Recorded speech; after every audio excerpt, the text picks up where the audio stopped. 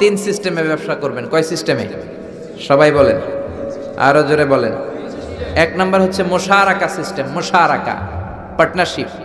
আমি আপনি শেয়ার, 3-4 জন মিলে শেয়ার, আমার টাকা আপনার টাকা, আর দুজনে মিলে ব্যবসা করব। আমার যদি ধরেন 4 লক্ষ টাকা হয়, আপনার যদি 6 লক্ষ টাকা হয়, তাহলে যেই লাভ হবে তার 60% নেবেন আপনি, 40% নেব আমি। লসও যদি হয় 60% আপনার উপর, 40% আমার উপর।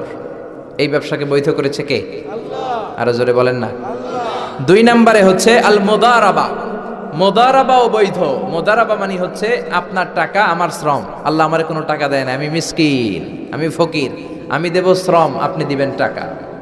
কত পার্সেন্ট লাভ হলে কে কতটা নিব এটা আমরা ভাগ করে নিব।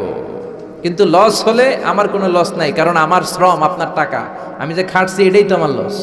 ঠিক কিনা? কথা বলেন। আর টাকা যেহেতু আপনার, পুরো লস নেবেন আপনি। এই সিস্টেমও ব্যবসা যায়। 3 নাম্বার হচ্ছে আল মুরাবাহা। বুঝার চেষ্টা করেন, আমার ঘরে ফ্রিজ নাই, ফ্রিজের দাম 1 লক্ষ টাকা। কয় লাখ টাকা? আপনি আমারে বাজার থেকে 1 লক্ষ টাকা দিয়ে একটা ফ্রিজ কিনে আমার কাছে 1,20,000 টাকা বিক্রি করবেন। এটা আমি কিস্তিতে দিব আপনারে, 6 মাসের কিস্তিতে দিব। আপনার লাভ হচ্ছে আপনি 1 লক্ষ টাকা দিয়ে কিনে 1,20,000 বিক্রি করছেন, 20,000 লাভ। আর আমার লাভ হচ্ছে আমার কাছে কোনো টাকা নাই, আমি ফ্রিজের মালিক হয়ে গেলাম, কিস্তিতে দিয়ে 6 মাস পরে আমি টাকাও পূর্ণ করে দিলাম। এটাকে বলে মুরাবাহা। কিন্তু এগুলো না করে 100 টাকার বান্ডিল দিয়ে বললেন এই নাও 100 টাকার বান্ডিল, এখানে 10,000 টাকা আছে, সুদে লাগালাম, মাসে দিবা 1,000। কয় হাজার? আরো জোরে বলেন। এখন মাস শেষে 1,000 দিতে পারে না, ওইটার উপর আবার বাড়তে শুরু করলো। আল্লাহ বলে লা তাকুলু আর রিবা আদাআফাম মুদাআফা। খবরদার, চক্রবৃদ্ধি হারে সুদ খেও না, মাহাজনী সুদ খেও না। কার কথা? আরো জোরে বলেন, কথাটা কার? মাহাজনী সুদ খাওয়া যাবে না, চক্রবৃদ্ধি হারে সুদ খাওয়া যাবে না। তাহলে ব্যাংকের সুদ খাওয়া তো যাবে না?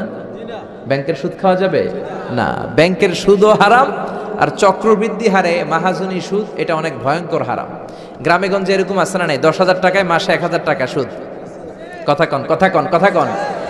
আছে। এখন দিতে পারে না, সুদ আবার বেড়ে যায়। এখন 2,000 হয়ে গেছে, এরপরের মাসেও দিতে পারে না, 3,000 হয়ে যায়। এরপরে কে আসলটা দেয়া লাগবে না, তুই সুদ চালা। কি চালা? সুদ চালাইতে চালাইতে বাড়ি নাই, ভিটা নাই, জমি নাই, টিউবওয়েল নাই, পরনের লুঙ্গিও নাই। আছে না নাই? এটার বলে মহাজনী সুদ, এটার বলে চক্রবৃদ্ধি হারে সুদ। এই সুদ খাওয়া যাবে না। এজন্য সুদ আপনি খেলে এই সুদের, এই সম্পদের ভেতরে কোনো বরকত নাই, এটাকে ধ্বংস করে দিবে কে? চিল্লায় বলেন কে?